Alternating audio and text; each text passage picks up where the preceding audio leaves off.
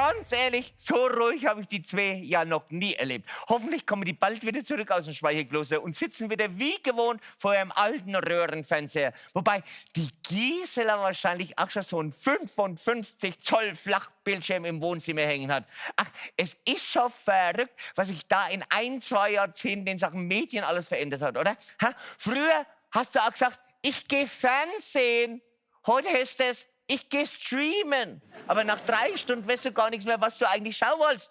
Manchmal wünscht man sich doch die gute alte Fernsehzeit zurück, in der das Programm erst um 17 Uhr angefangen hat und bis dahin hast du das Testbild abgemalt, weil dir so langweilig war. Ja, früher gab es 3 Programme und wenn da nichts gelaufen ist, dann ist da nichts gelaufen. Heute hast du 300 Sender, 50 Mediatheken, 8 Streamingdienste und am Ende schaust du trotzdem wieder daheim ist daheim. Und 3 zu 1 Michael Müller.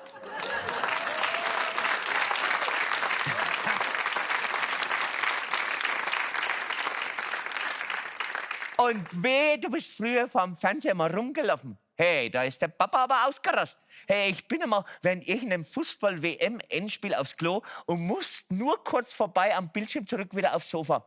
Hey, fällt nicht in dem Moment das entscheidende Tor und niemand hat's gesehen?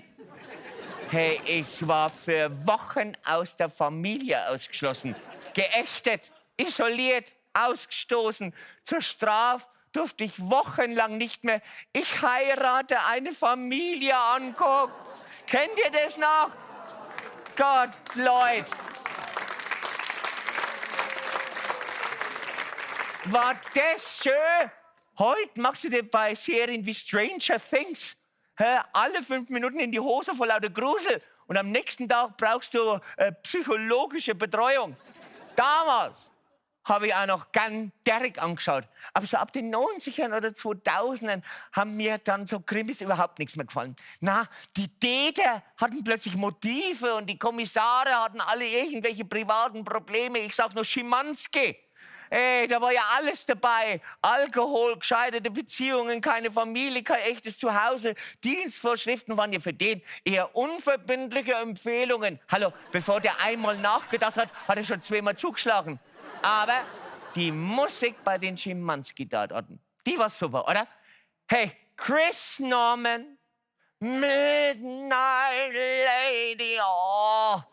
Also ich habe ja auch einmal einen Song für den Tatort geschrieben. Ja, haben sie nicht genommen. Ja, wahrscheinlich war er zu aufregend. Ich weiß es nicht.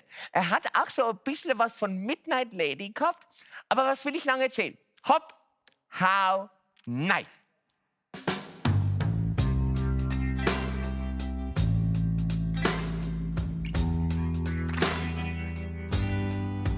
Ich unterhalte mich auf ner Party mit dieser Frau Doktor der Philosophie.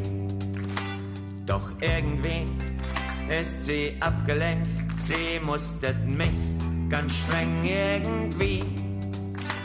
Ihr Blick geht nach unten und dann merk ich es auch. Seitdem wir uns unterhalten, steht mein Hosenstall sperrangelweit auf. Und ich denk mir, lass mich das irgendwie alles in Würde zu Ende bringen.